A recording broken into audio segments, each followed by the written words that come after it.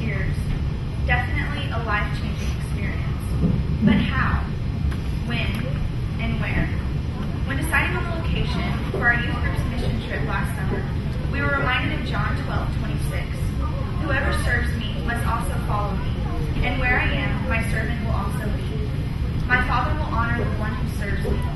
Taking this verse to heart, we decided to reach out to the poverty-stricken streets of Mexico. Mexico is a country where the people often live in a constant state of uncertainty. They are uncertain of when their next meal will be, uncertain of their health, uncertain of what tomorrow will bring, and always uncertain of their future. One thing is certain. They know that their lives are in danger every time they walk out the front door. Their desperation is such that many young boys and girls are forced to sell drugs or go into prostitution in order to support themselves, their siblings, and their single mothers.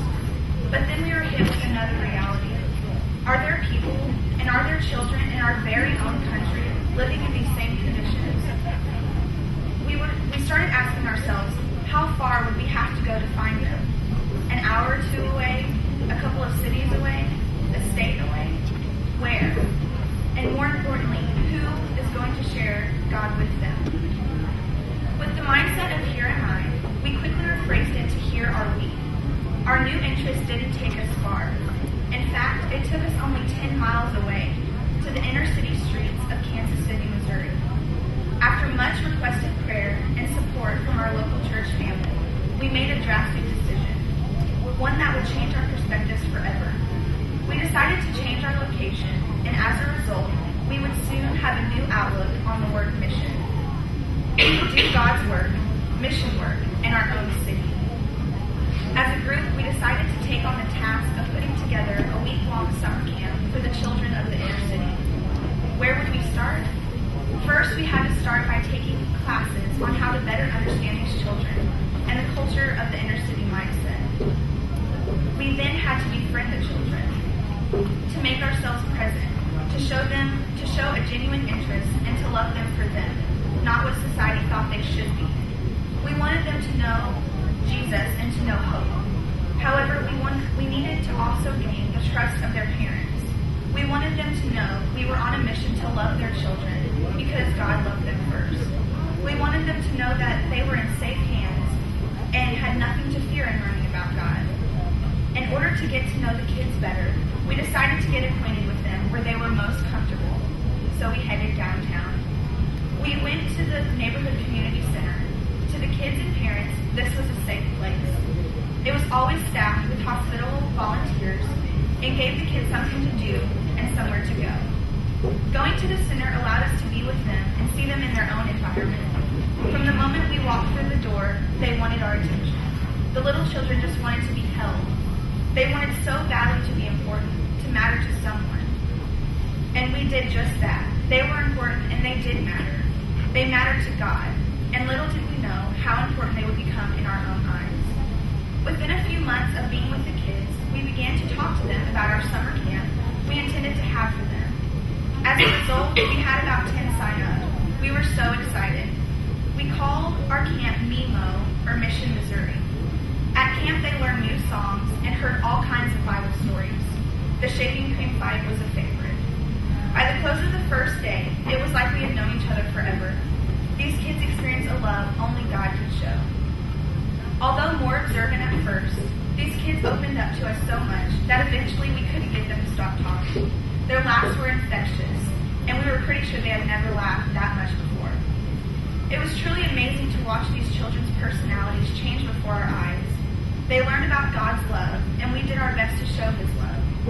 For most of them, this God person was an unknown. We all have people that tell us they love us every day, but for these children, love is something they never hear, see, or experience. When they get home from school, their moms aren't home, and if they have dads, they are never kissed goodnight. Most have never even seen their fathers. This was a concept none of us could ever understand, and we made sure that we let them know that indeed they were loved. We taught them that God is always there for them, and He would never leave them.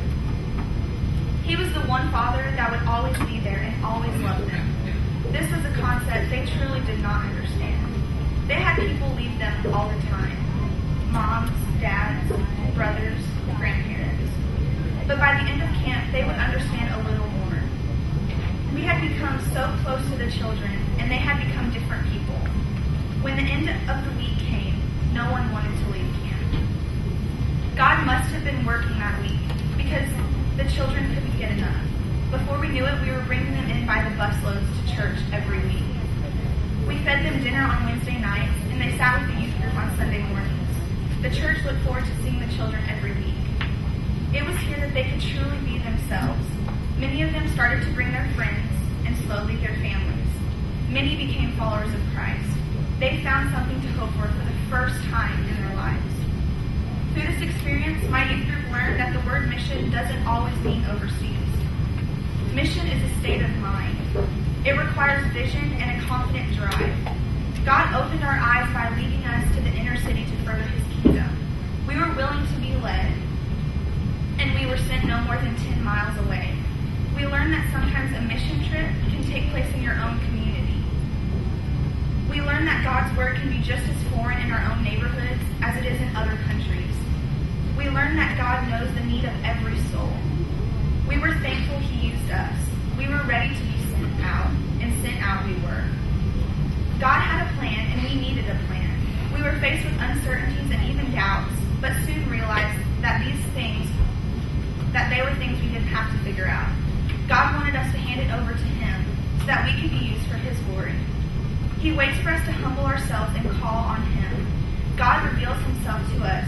God revealed himself to us that summer through these overlooked kids.